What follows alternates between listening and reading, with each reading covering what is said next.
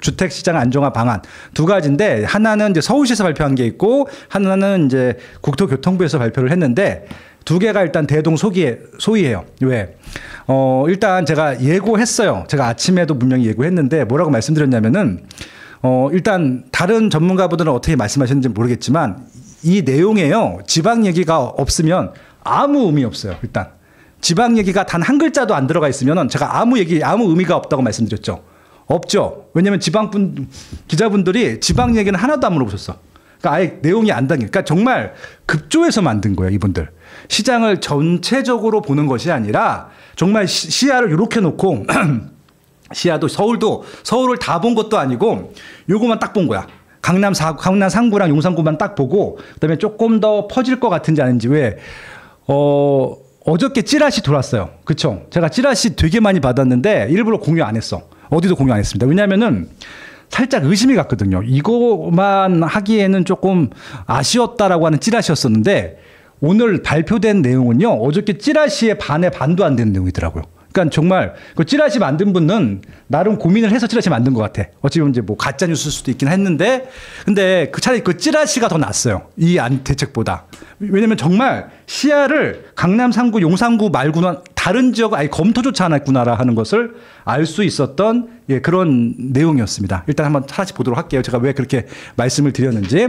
최근 주택시장 동향, 시장 상황 평가하고 있고 주택시장 안정화 방안을 발표했는데 봅시다. 양이 많지 않으니까 다 볼게요. 그냥. 최근 주택시장 동향은 뭐 아무튼 뭐 보합하다가 빠른 상승세를 보이고 있다라고 합니다. 일단은 국토교통부에서 이것들을 파악했는지 서울시에서 파악했는지 모르겠지만 7주 동안 급등을 했잖아요. 근데 7주라고 하면은 거의 2달이죠. 제가 오세훈 시장님을 개인적으로 미워하거나 싫어하거나 절대 그렇지 않아요. 저는 솔직히 이제 취임하셨을 때도 많이 응원했습니다. 주변 분들이 오세훈 시장은 일반적인 이 여당 분들 같지 않다라고 막 저한테 칭찬해 줄 필요 없다고 말씀 타실 때도 저는 그냥 힘 실어드리려고 공공 세미나 가서도 힘을 좀 실어드렸었고 그랬던 기억이 납니다. 근데 일단 결론부터 말씀드리면 뭐라 그럴까요? 부동산 쪽으로는 전혀 그러니까 이게 인사이트가 전혀 없으세요. 그리고 시장 파악도 평소 때 안 하신 것 같아요. 그런 느낌이 들었어요. 그래서 일단은 그걸 감안하고 들어주시면 더 이 시장이 왜 이렇게 돌아가고 있는지도 아실 것 같아요. 부동산 시장 자체를 모르시는 분이고 아파트랑 비아파트도 구분 못 하시는 분이고 정비사업과 일반 아파트도 구분 못 하시는 분이고 갭 투자 자체의 의미를 모르시는 것들이고 그렇게 좀 생각하시고 이걸 보시면은 그래서 이렇게 나왔구나라고 하는 것을 알 수 있을 것 같아요. 그렇죠? 네, 일단 한번 보도록 하겠습니다. 아무튼 7주 동안 올랐다는 얘기고요. 강남 3구 중심으로 상승폭이 확대되다가 2월 말부터 상승세가 서울 대부분 자치구로 확산되는 모습이라고 했습니다. 이게 정말 좀 분석을 했잖아. 이건 누가 썼을까요? 실무자들이 썼겠지. 그러니까 오세훈 시장님은 이게 확산이 되는지 안 되는지도 모르고 있으셨던 것 같아요. 내 생각에는. 예. 근데 제가 말씀드렸잖아요.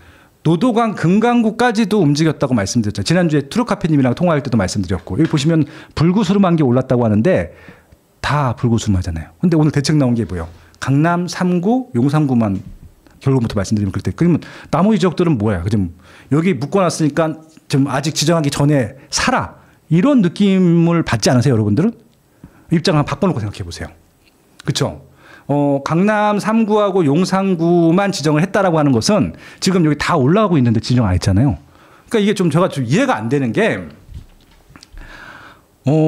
지난 정부 문재인 정부에서는 이 정도였으면 다 지정을 했을 거야. 아마 서울 같은 경우는 지정을 했을 텐데 또 지정을 또 안 해요. 그러니까 또 6개월 동안 지켜보겠다라고 얘기를 하는데 본인들이 분석을 한 것들인데 분석한 대로 또 정책이 안 나왔단 말이에요. 이걸 어떻게 그러니까 결국은 의사결정을 하신 분이 이 결과 자체도 안 봤어 보니까 다 따로 노는 거야. 국토교통부 자료 만드시는 분들, 서울시 자료 만드시는 분들, 국토교통부의 장, 의사결정하시는 분, 서울시의 장, 이게 네 액터가 다 따로 노는 느낌이 드는 겁니다. 실무자들은 어떨지 모르겠지만 일단 그렇고요. 서울 주간 거래량이 1,000건에서 2,000건 수준에 도달하기까지 작년에 13주가 소요되었으나 최근 4주 만에 도달했고요. 그래서 200건에서 400건 추가됐기에 4주가 소요됐다라고 하는데요. 이게 지금 무슨 의미인지도 이분 모르시고 쓴 것 같아요. 느낌상. 이게 주간 단위 파악도 중요한데 주간 단위는 파악하면 의미가 없는 게 뭐냐면은 1월 달에 설날 연휴가 있었어요. 그리고 2월 달에는 워킹데이가 짧아요. 그래서 이거는 그냥 전체 숫자로 보는 게 맞을 것 같아. 그래야지 의미가 있어. 그리고 1, 2월 달을 통합하는 게 맞을 것 같아요. 왜? 작년하고 비교하려면 그게 맞으니까. 작년에는 또 이제 2월 달에 추석 연휴가 설날 연휴가 있었고 이번엔 1월 달에 있으니까 그래야 의미가 있을 것 같습니다. 아무튼 요는 뭐냐면은 작년보다 거래량이 증가했어요. 그때까지만 하더라도. 그렇죠? 예, 일단 그게 핵심이었었고요. 강남 3구 외 주민의 강남 3구 진입 비율이 작년 7월부터 올 1월 달까지 꾸준히 하락하였으나 2월 반등했다라고 하는 것들이고 갭 투자 비율도 강남 3구를 중심으로 2월 크게 반등하는 등 상급지 위주의 가수요 흐름을 발견했다라고 하는 겁니다. 아예 오늘 제가 이제 그 다른 사람들, 다른 전문가들 저기 내용은 하나도 보지 않고 뭘 봤냐면은 국토교통부하고 서울시가 이제 기자회견하고 이제 보도자료 발표하고 그리고 이제 그 기자분들이 질문하시는 것들만 봤어요. 좀 전에 이제 그거 보고 막 들어왔는데 일단 갭 투기라는 말을 쓰시더라고요. 갭 투자, 갭 투기라는 말씀을 쓰시다. 그러니까 그래서 정책이 자꾸 이렇게 나오는구나라고 말씀을 드릴 수 있을 것 같아요. 그러니까 제가 이제 툭 까놓고 얘기할게요. 아주 간단하게. 갭 투자, 갭 투기꾼들이 없다는 얘기 하려고 하는 거 아닙니다. 저는 그거 변명하지 않겠어요. 있어요. 지방 분들이 지금 서울 사면은 갭 투자죠. 그건 순수하게. 아마 실거주 목적이 없을 수도 있어요. 그래서 아마 이번에 지방 분들이 정말 이번에 시세가 올라가는 것들에 대해서 영향을 줬을 수도 있을 것 같아요.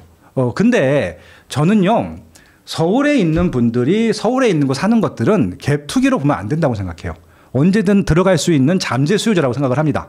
근데 그것까지도 막으려다 보니까 막을 방법이 없는 거죠. 왜? 지금 강남 3구하고 용산구에 대해서 부동산을 안다라고 했을 때는 이렇게 표현을 하거나 이렇게 설명할 수가 없어요. 왜? 갭이 커요. 그러니까 갭 투자, 갭 투기라고 하는 것은 전세가랑 매매가랑 갭이 작을 때나 하는 얘기입니다. 소위 말해서 앞에다가 가로치고 소액이라는 말이 붙어 있어야지 갭 투자, 갭 투기의 의미가 형성이 되는 것들이지 강남, 서초, 용산, 송파구의 갭은요. 최소한 15억이에요. 최소한 15억이라고. 15억, 20억, 30억을 갭 투자를 해야 되는데 만약에 그 돈을 넣어서 갭 투자를 한다. 예. 그러면 그거는 투자로 봐야지 투기꾼이 아니에요. 그 정도면은 일반 기업체들 투자 금액보다 더 크거든요. 그렇잖아요. 예. 그래서 이것들에 대해서 갭 투기라고 지정을 해놓고 정리를 해놓고 접근하니까 문제가 생기죠. 그러니까 이제 제가 이 말씀을 또 왜 드리냐면은 지금 그들을 막을 수가 없다고요. 왜? 돈이 있는 사람들인데 어떻게 막아? 이게 두 채, 세 채 사는 게 아니에요. 그러니까 갭 투자, 갭 투기는 뭐냐면은 제가 20년 전에, 제가 15년 전에 했던 게 뭐냐면은 1억을 가지면은 최소한 5채에서 10채를 샀어요. 그게 갭 투자야. 갭 투기고. 제가 20년 전에 했던. 그건 갭 투자가 맞지. 한꺼번에 여러 개 살 수 있으니까. 그러면 정말 그 단지에 어떻게 보면은 시황이 바뀔 수 있죠. 한꺼번에 20채를 계약해버리니까. 10채 이상 계약하고. 그쵸? 근데 이거는 한 건 한 건 계약하는 거란 말이에요. 한 건 한 건. 한 건 계약을 하는 것들인데 이게 갭 투기, 갭 투자라고 생각을 하고 이렇게 하면 이거는 정말 답이 안 나오는 정책밖에 나올 수가 없는 거죠. 그렇죠. 그러니까 이게 전국에 있는 모든 아파트 매수, 매도를 똑같은 컨디션으로 보는 겁니다. 서울의 강남권 용산구는 갭 투자, 갭 투기로 지정할 수 있는, 정의할 수 있는 그런 상태가 아니란 말이에요. 진짜 산다, 정말 투자 목적으로 산다 하더라도 그거는 그냥 장기 투자예요. 단기 투자로 투자하시는 분은 없어요. 왜 단기 투자로 그런 사람이 없는 줄 아세요? 거래 비용이 너무 많이 들어요. 그러니까 이 투자자들은요, 비용을 최대한 줄이려고 노력을 하는데 단기 투자하기에는 강남 3구와 용산은 정말 비용이 많이 든단 말이죠. 그러니까 이거는 그냥 장기 투자야. 그리고 저는 갭 투자, 갭 투기를 하더라도 장기 동안 사서 묶어두는 것들은요, 시장에 영향을 주지 않아요. 샀다 팔았다 해야 영향을 주는 거잖아요. 그러니까 단기 갭 투자하는 사람들은 샀다 팔았다를 해요. 제가 20년 전에 15년 전에 했던 투자들은 1년 넘어간 게 별로 없던 것 같아. 그러니까 50% 양도세를 중과를 내더라도 그냥 단타 치면서 그냥 수익을 종잣돈 늘리려고 그런 것들은 시장에 영향을 줄 수 있는데 강남 3구하고 용산구에 투자하는 것은 대부분 다 장기 투자입니다. 속된 말로 에셋을 파킹하는 거예요. 에셋을 파킹. 그럼 이거는 부동산 시장을 괴란시키거나 그러지 않아요. 그렇지 않겠습니까? 예, 그런 부분들입니다. 그래서 외지인들이 샀다. 이들이 실거주 목적이 없다 하더라도 샀다 팔았다 하는 목적이 아니야. 최소한 중장기로 가져오려고 하는 겁니다. 그러니까 다른 지역 투자하는 거하고는 차원이 달라요. 일단 금액이 다르기 때문에. 그래서 이거조차도 이해를 못하고 보니까 정책을 짠 것 같아서 느낌이. 그러니까 지난 정부에서는 그걸 알면서도 그거마저 막으려고 했던 거고, 노골적으로 그냥 거래 자체를. 근데 이번 정부는 지난 정부랑 달라야 되잖아요. 다른데 똑같이 가. 본인들도 지난 정부랑 똑같이 가는 걸 제가 보니까 느낌상 모르시는 것 같아요.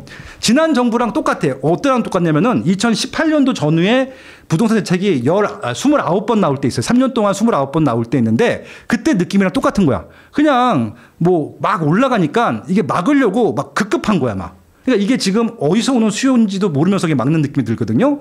근데 지난 정부는 그래도 차근차근 다 막아버렸어. 3년 동안. 근데 이번 거는요. 일단은 이런 얘기 하기엔 좀 그런데.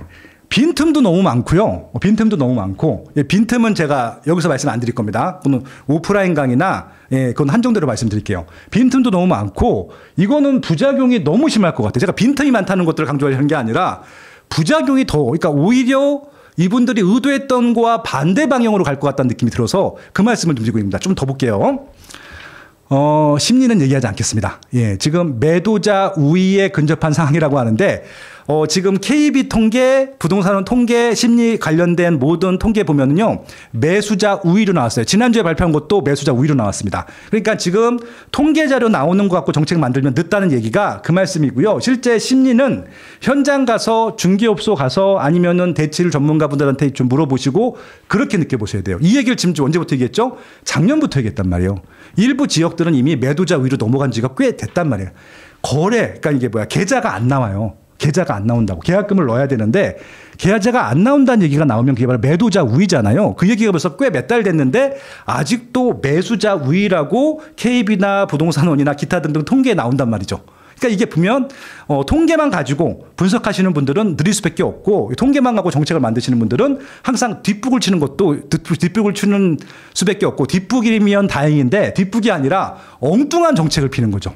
그러니까 어떻게 되냐면은 이게 물길이 쫙 오잖아요. 물길이 오면은 자연스럽게 돌리면 돼, 이렇게. 자연스럽게 가게. 그럼 지금 막 수도권에 몰려 있으면은 지방으로 돌리면 되잖아요. 그러면 쫙 퍼지면서 그냥 잠잠해지겠지. 지방에 가면서. 근데 지방으로 가서 절대 못 가게 막는 거야. 그러니까 다시 역으로 들어오는 거지. 지방으로 가야 되는 수요가 못 가게 막아버리니까 다시 서울로 터닝을 하는 겁니다. 그렇죠. 이런 느낌 혹시 좀 느낌이 오시나요? 그러니까 보세요. 지금 이제 강남 상구랑 용산구 다 지정을 했잖아요. 그렇게 되면 아마 풍선 효과로 그 주변에 지정하지 않은 지역으로 퍼질 겁니다. 단기간으론. 그러면은 여기가 잠깐 주춤하잖아요. 그럼 주변 지역이 또 올라가잖아요. 그럼 따라 붙죠. 그럼 이 지역이 또 올라가. 그러니까 계속 악순환이 발동되는 거지. 지금 제가 우려가 되는 게 바로 그런 부분들이란 말씀이고요. 누구도 가르쳐 주지 않지만 꼭 해야 하는 일. 나에게 가장 가까이 있지만 멀게만 느껴지는 일. 남들보다 빠르게 시작하는 것이 유리한 일. 내가 하고 있는 일은 내 집 마련과 투자입니다. 교통망, 상가, 입지, 세금, 청약. 나는 이 모든 일을 스마트 튜브 경제 아카데미에서 시작하고 있습니다.